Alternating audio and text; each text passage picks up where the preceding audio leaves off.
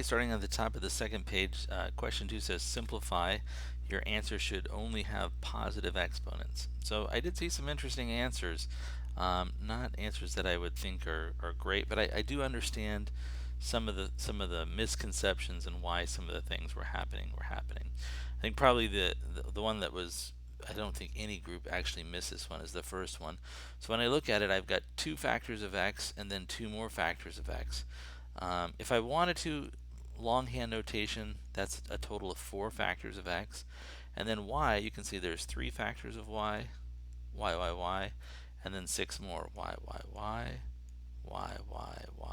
Now, I rarely write these out like this, but you can see when I look at it, just using the definition of exponentiation, I have exactly 4 factors of x, so that's x to the 4th power, times 6, 7, 8, 9, y to the 9th power. There are 9 factors of y. So x to the 4th, y to the 9th. When I look at part B, it's important to note what's getting squared here, and what's getting squared is 3x.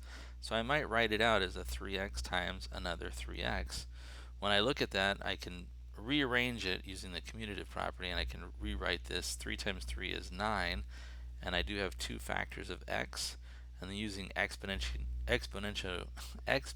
notation, we would say that this is 9 times x to the 2nd power. So that's part B. C, I did see some interesting incorrect answers. I'm not going to guess what happened, but I would say that probably, making an attempt to use the idea of a giant one, creating ones in the numerator and denominator, and realizing that has a value of 1, so you can ignore it or leave it alone, it's a good tool. So if I look at just at my numerator, I'm going to rewrite that as 2 times x to the 5th, and in my denominator I'm going to write a 2 times 2, because that's what 4 is. I'm trying to make things match in the numerator and denominator.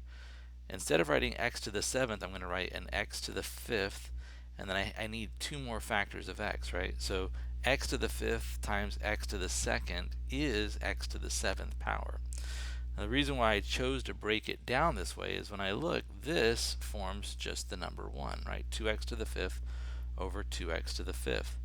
So in my numerator, I'm left with just the value of 1, and in my denominator, I have 2x squared. 2x squared.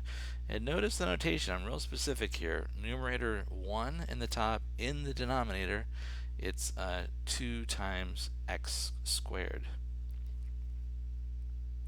And then finally for part D, the one tool that we've discussed for dealing with negative exponents is by multiplying by an equal number of positive exponents. So for example, if I multiplied this denominator by x to the 4th power, that would neutralize the x to the negative 4th, because together they have a product of x to the 0 power, which equals the number 1. But I can't just throw 4 factors of x in the denominator without changing the value of this expression. So in order to keep it the same, I throw 4 factors of x in my numerator as well. So if you look at it real carefully, what am I doing? I'm just introducing a giant 1, right? So I'm multiplying by 1, therefore I'm not changing my value. In my denominator, it's very convenient, I end up getting x to the 0 power, which is just the number 1. And in my numerator, I have 3x to the 4th. 3x to the 4th. And actually, 3x to the 4th over 1, I would just write my answer would be 3x to the 4th power.